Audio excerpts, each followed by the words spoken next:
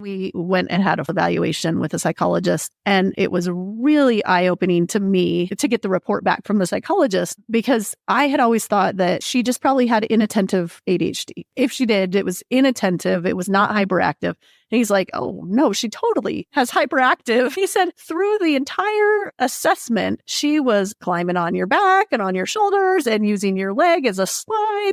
And it was constantly moving around. And I'm like, that's just how little kids act, right? They just have lots of energy and they're climbing around. And I had brought my youngest daughter, who doesn't have ADHD, and I'd brought a book for her to look at while I talked to the psychologist. And by comparison, my younger daughter, who doesn't have ADHD, sat there not even looking at the book, just with the book sitting on her lap the whole entire time, just listening to what we were saying. And she was probably only like 3 years old at the time. And he pointed out the difference. So it was really eye-opening to me when I found out that she did have both types of inattentive and hyperactive.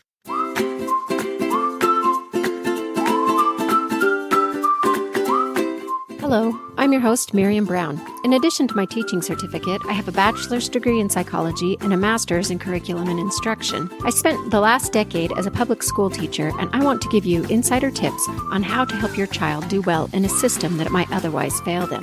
It's summer, and making podcasts is a lot harder now that my kids are home. So I'm going to do something a little bit different for the next 3 or 4 episodes. I'm going to interview some of the parents I've worked with, and I still want to keep the episodes relatively short so you can listen on a quick car ride. So I'm going to break these interviews up into topics and release them all at once, but in shorter chunks. This next series is going to be all about ADHD.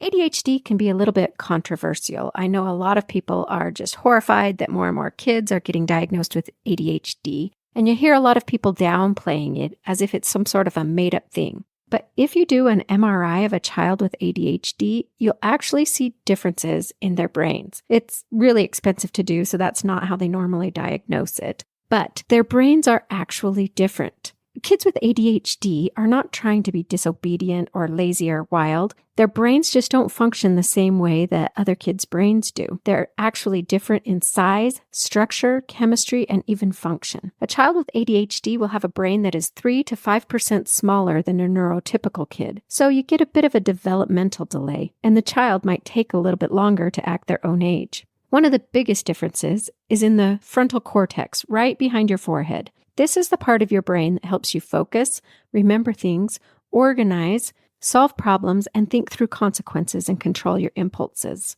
You also see differences in how the two halves of your brain work together. Studies have shown that when doing a listening task, the ADHD child's left side is working less than a typical brain, and the right side is doing more. So listening is not the same for someone who has ADHD, and they have a lot more work to do to pay attention. The brain chemistry is even different. Numerous studies have found that there's a difference in the dopamine system of kids with ADHD.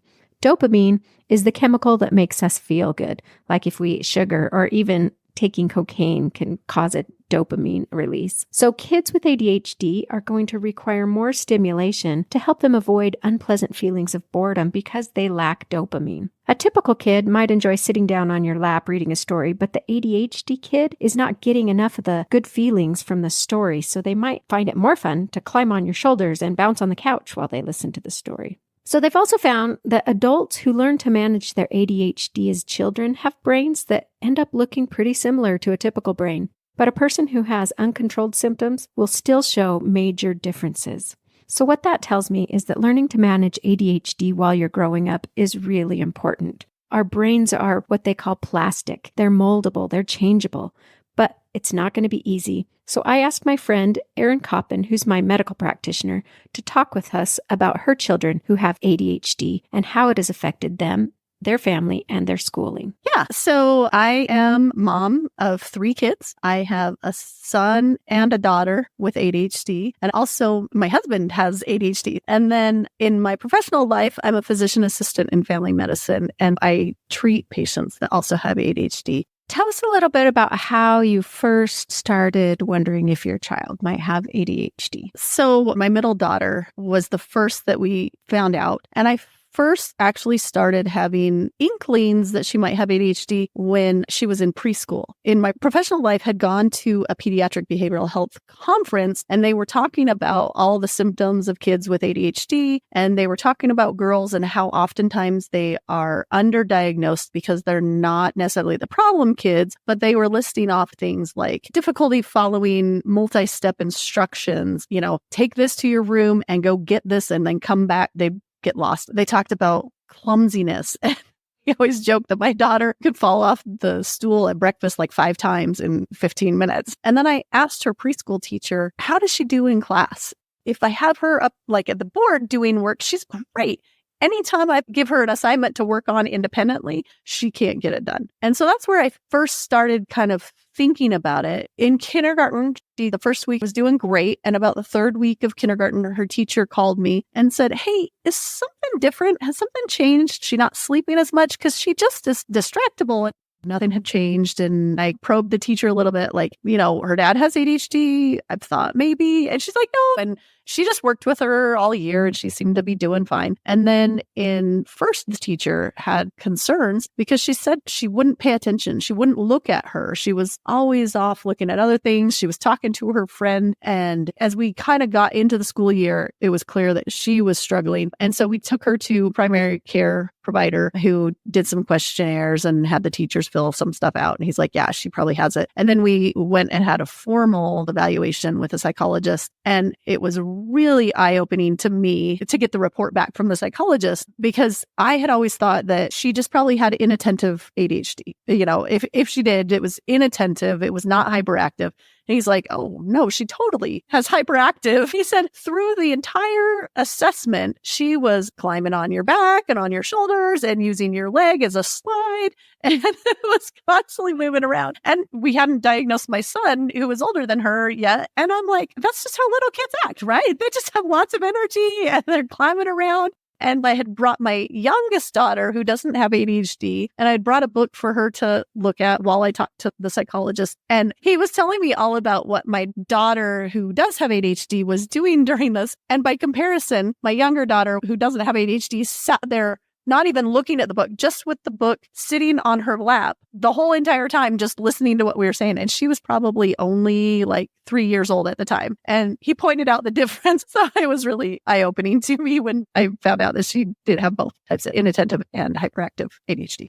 So how did you find out about your first child's diagnosis? So like I said, my daughter was diagnosed in 1st grade and her brother is 2 years ahead of her in school. And he wasn't diagnosed until 5th grade. He did really well in the first few years of school. And I remember his 2nd grade teacher talking to me about things like he gets out of his chair a lot, but we just work with that because I just have him sitting in the back of the room. So if he stands up, he's not disruptive to the other kids. And as long as he's not disrupting, I let him move around. And so he had a lot of teachers that just kind of work with that need to move. But as far as school learning, he was doing great. He was reading, he was in advanced math. And then about 4th grade, school started getting harder. And at that time, I thought he just was bored because he would ignore doing his work at school. And his teacher started showing me unfinished work that he just threw in the garbage can instead of turning in. And he would hide his book in his desk and pull it out and try to read instead of paying attention in class. And that's when I first got Miriam involved because he was in her gifted and talented program and she started helping with some strategies. I was just thinking that some of the behaviors you're mentioning also are pretty typical for gifted kids. And it's sometimes really hard to diagnose because they can do okay academically without paying very much attention. And the reading, it's really hard to tease out whether it's a gifted behavior or a ADHD behavior. Yeah. So we kind of went through 4th grade, struggled, but he did okay. And 5th grade, his grades started dropping even more. And then I got a phone call from his teacher who was like, so just had an hour to work on an assignment. Probably would have taken him 15, 20 minutes. And all he did was get his name on the paper.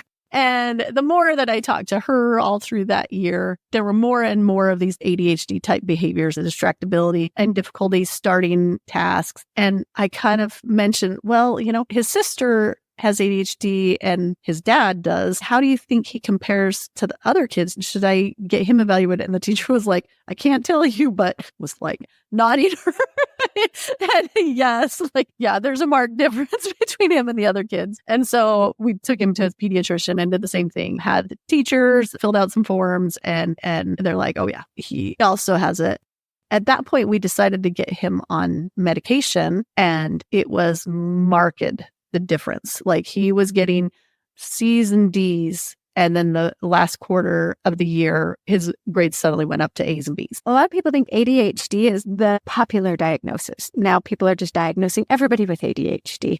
So there are very clear differences that we can see if you look at the diagnostic criteria for how we diagnose a child with ADHD. And like I said, when I sat there comparing my two children, which I had not really taken the time to do before, there are legitimately things that my two children with ADHD cannot do. Like, sitting still is something that my daughter, I don't think has that ability. Like sitting in the car. But yeah, people do a little online quiz and are convinced they have ADHD when reality it isn't. And technically, you have to see that dysfunction in multiple areas of their life in order to diagnose this as ADHD. But yeah, I think there is more awareness of ADHD. And there is less stigma around mental health today than there used to be. And we have more and more research about it, which provides more treatment options. And so I think all those things can play a role into how frequently kids are being diagnosed. Does that mean that we are overdiagnosed? Not necessarily. It just means that we may have more options to help kids today than we did, say, in the 1980s when we were growing up, and more awareness to be able to identify kids that would benefit from treatment. Their brains are different, but their brains also can change. You know, our brains have the ability to learn, and so you can get better at things. And maybe even if time management never is your greatest strength, you can get better at it so that you can at least function in daily life. And that's something that we talk with our kids about, is that ADHD means their brains work in a different way than the majority of the population. But that doesn't mean that their brains don't work. And that having a diagnosis of ADHD is something that helps them to understand better how their brain works. But it never gets to be an excuse. Well, I didn't do it because I have ADHD, or I can't learn that because I have ADHD. It just means we have to find a different way to accomplish that task, but not that I can't do something because I have ADHD.